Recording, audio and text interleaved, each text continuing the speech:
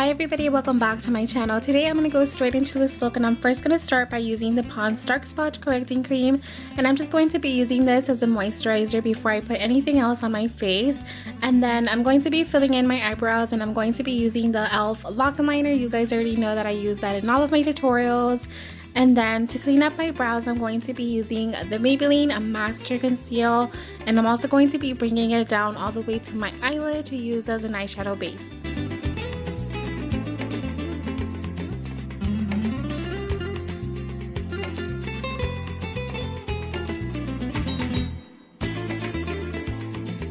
For foundation, I'm going to be using the Revolution foundation stick, and I'm in the shade F8.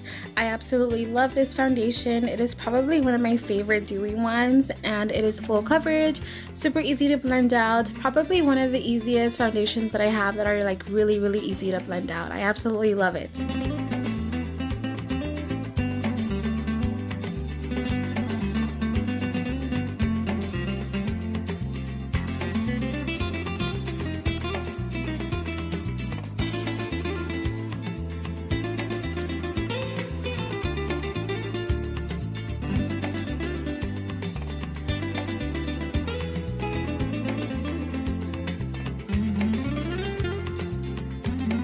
To set my foundation, I'm going to be using the Too Faced Born This Way setting powder, and this is just a translucent powder. You can use it with any skin tone, any skin type, and what I do is I just pour it into the little cap and I just get it from there, and I love this powder.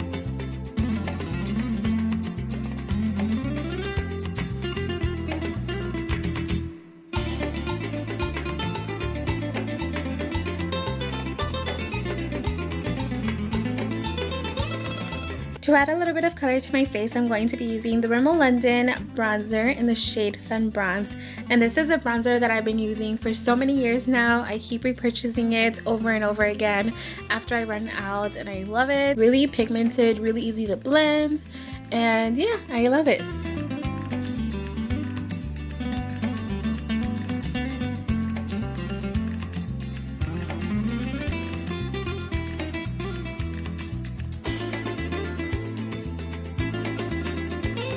For blush, I'm going to be using this one by Sephora. This is in the shade Mango Beam, and I'm going to be putting quite a lot of product into my cheeks because if you look at pictures of Frida, she always had like really rosy cheeks, so that's what I'm going to attempt to do.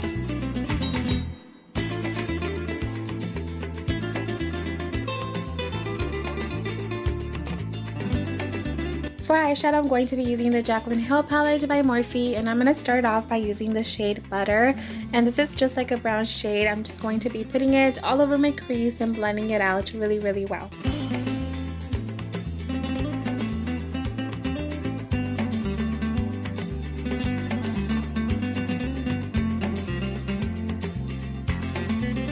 Next, I'm going to be grabbing the shade Creamsicle, and this is just like a yellow color, and I'm just going to be blending it out right beneath where we put the other shade, and this is just going to make more of a transition effect.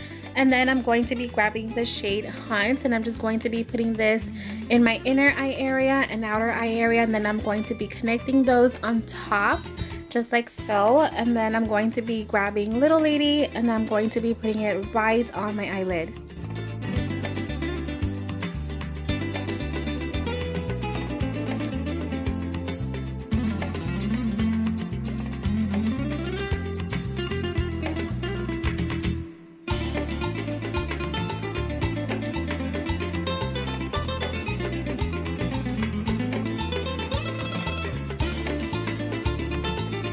For mascara, I'm going to be using the False Lashes by Essence, and this is a mascara that was really hyped about. A lot of people were saying really good reviews about it, but I just feel like it's really clumpy. Definitely has a lot of length and volume, which I'm not complaining about that, but let me know if I'm the only one having that problem.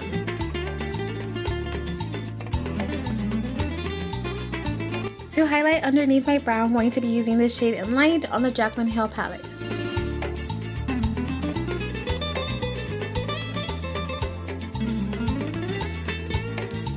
For highlight, I'm going to be using this second shade from the Carly Bible palette, and it's really pretty, really pigmented. I'm going to be using a little brush, just tapping off the excess, and I'm going to be applying it above my cheek area, the bridge of my nose, and the Cupid's bow.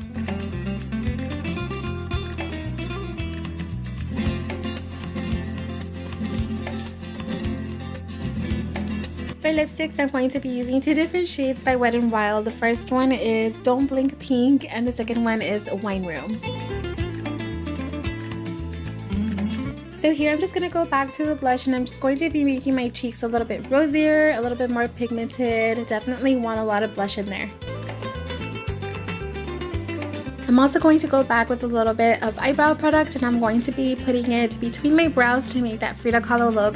You want to make sure to make some like big hairs, some small hairs, and just try to make them as natural as possible. Alright, so now for my hair, I'm just going to be bringing it down. I'm going to be using a little bit of this L'Oreal spray. That way I can make it a little bit more manageable and easier to work with. So I'm going to be separating my hair into two sections, and I'm going to be braiding both sides. Once you finish braiding, you want to make sure to like pull and tug on your hair. That way it can be a little bit thicker, a little bit fuller, and it makes the braids look a lot nicer too. So once you finish that, you want to make sure to crisscross your braids on top of your head, and you can use bobby pins to secure them in place, and then just add a little bit of hairspray.